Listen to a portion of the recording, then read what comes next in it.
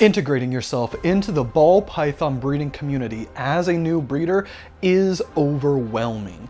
And when you're first starting out, it can feel like that you are at a party, but you don't know anybody there and everybody seems to already be friends. So for this week's video, we sat down with one of our Patreon members, Kane of Keeper Kane, and we talked to him about his experiences of getting into the ball python breeding hobby. We think that connections like this are incredibly important for developing the health of the entire industry, and that we should do more to highlight new people who are coming in. So we hope you guys enjoy the video, and if you do, please don't forget to hit the like button, leave a comment, and subscribe. But my name's Steven with Leviathan, and let's get to it.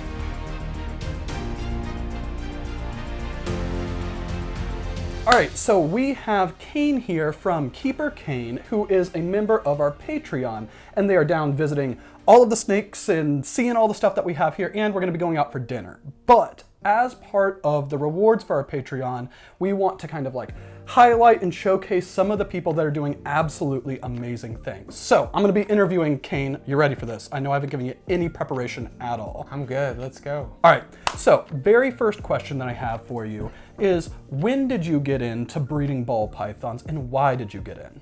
So originally we started out with aquariums and we did that for about a year. And we got into ball pythons, I'm gonna say, I'm not good with dates, so I'm gonna say about 2.5 years ago. You know, past the whole kid stories and all that, first time snake. I was always intrigued with them, but kind of forgot about them when I got older.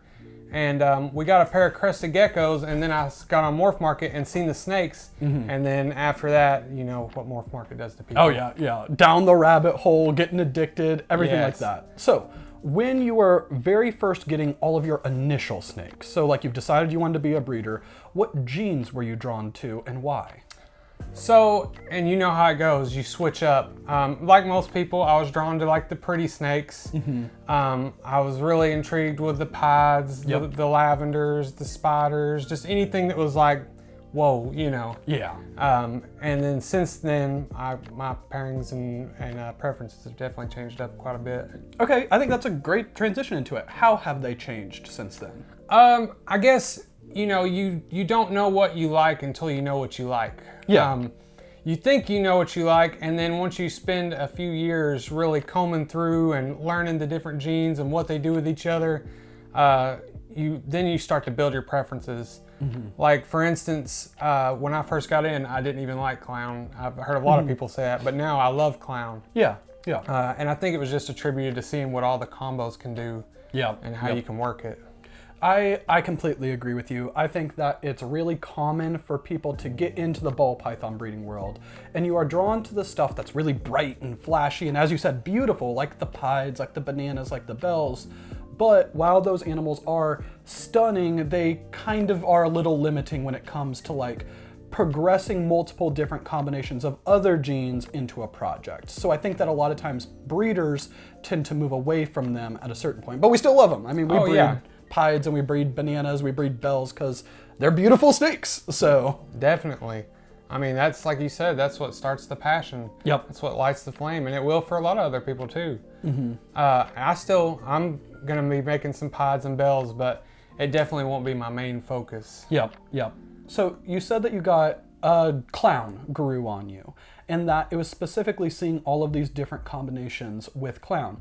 What directions do you really like with clown, and where are you taking it right now, at least? So for me, the main direction that I'm trying to head, I'm really wild about the bongo gene. A lot of people know what it is. I feel like most people don't have nothing bad to say about it. They usually are like, oh yeah, bongo's solid. It holds pretty good value, and it's a great pattern distorter. So for me, like the bongo hypo clown project, I think that's gonna be one of my main projects. And so this year I'm gonna work on trying to incorporate banana into that, because that's one of the things I've got, and I like banana clown. But for the future, GHI, mahogany, some of the other genes I'm gonna try to mix in there as well. Awesome. So like, let's say that the clown project is that your centerpiece, or is that not quite your centerpiece, you're just excited about it? So I struggle with the centerpiece thing. I'm gonna say yes for now. I think if I had to say what I'm gonna put the most energy into, it would probably be stuff that do include clown in it. Okay. So with that, I feel that one, we have a ton of clown animals, as like just through all the labels in here looking at them right now, but that there is a maybe not a big push, but that like puzzle, a different kind of pattern gene that doesn't seem to work super well with clown, has grown in popularity within the last 2 years. Yes. What do you think that the clown project, where do you see it going, not necessarily for yourself, but for the entire hobby in the years to come? Do you think that puzzle's going to surpass it? So, I don't know. I have a hard time with it. Like, for one, I try to control myself and not dig into everything. Yeah. So currently, recessive-wise, I like clown, hypo, pied, and I like MJ Xanthic. I don't have it, but I like it. I think clown is always going to be a staple, kind of like ball pythons are a staple in reptiles. I think it just kind of holds that position. But I do see some of these other recessives really taking a step up. I don't know that they'll surpass clown, but I think a lot of them will be a close equal, and we'll be seeing a lot more of them in the future. Yeah, I get that. So shifting away a little bit from like you and like your preferences and going more to your journey. I know it's a little bit of a cliche to use the word journey for this, but since you got in, has there been any lessons that you've learned through either experience or through education where you were like, I was making a mistake and once I figured this out, it changed everything? Well, I can't say I know. See, I have a hard time, like, when somebody asks me questions, I try to really make sure it's the whole truth. I can't say that something changed everything, but definitely if there's something you could mess up, I've messed it up. It's always a learning experience.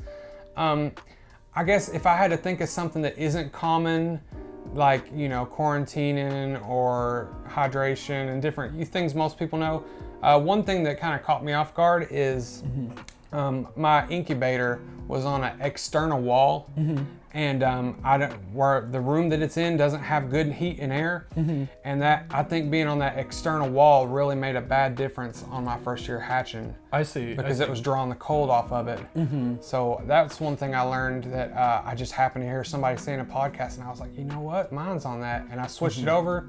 The next year I didn't have no issues. Okay, that's awesome. That's awesome. I know for us, like there's, again, same thing as you were saying, like any mistake that could have been made, I feel like that we made it at least once. Breeding rodents, I feel like that was just a huge thing. Yes. You just recently got into breeding rodents, right? No, so I guess I started breeding rodents about a year after I got into ball pythons. I do just ASF strictly. Yeah. But yeah, I've definitely suffered some rodent tragedies. What made you decide to breed rodents? The cost. I'm not gonna lie, Michelle was not thrilled about it. She was pretty mad the whole ride home that we had got them. Yep. But once you get past a few ball pythons, it's just so cost effective. Yeah. You know, it's probably the most work and hardest part of the hobby, but it's also probably the biggest price cut that you're gonna get in the hobby. Oh yeah, 100%. I mean, I know people who spend like legitimately like thousands and thousands of dollars on rodents a month, and I'm like, there's just no way. There's no way. And then you're at somebody's mercy. You never know. You know? Yep. If they stopped producing, or if something bad happened, and now you can't feed your own animals, like, right. 1000%, completely agree. So for you, you said that this is 2.5 years when you got into breeding. So this is coming in your third season right now. Yeah, well, yeah, I guess it is a little longer than that because this is our third year breeding. Well, I guess it's close because I guess I'm counting by hatching, third year hatching. So anyway, this is our third year breeding. Yeah. We just finished hatching out our second year. So we had 3 clutches the first year, 4 the second, and 7 this year. 7 potential clutches this year. Yeah. So do you guys vend, or you don't really vend yet? You didn't need to. We don't yet. We would like to make the step into it next year, especially because we do make a lot of bananas and pies and bells and things that sell good at shows. But I can't guarantee because there's so much going on with us getting moved and getting our new reptile set up. Yeah, I get it. So talking on the subject of vending, the Southeast Reptile Expo is coming up in a couple weeks. We are super, super excited. So shameless plug, if you are near the Atlanta area, definitely head out and check out Bob Vu's Southeast Reptile Expo Valentine's Day weekend. So Yes. I think it's 15th, 16th. I could be wrong on the exact dates. I think you're right. Yeah. Awesome. So with that, when you go to shows, what are things that stand out to you from the or like you're going there as a customer, and when you're looking at all the vendors, what are the ones that catch your eye and you're like, oh, as a customer, that vendor stood out to me? So, two things I will say is the main thing. So I'm one of those people that I will just do a comb pattern through and look at everything.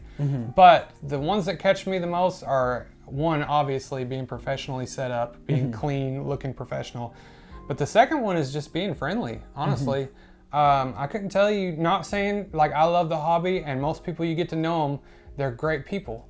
But maybe it's just where they go through so many people all day, some people just aren't as friendly with you right off the bat. And when somebody is friendly with me right off the bat, I mean, that's like hook, line, and sinker. If they've got something that I want, then I'm automatically interested. Yeah.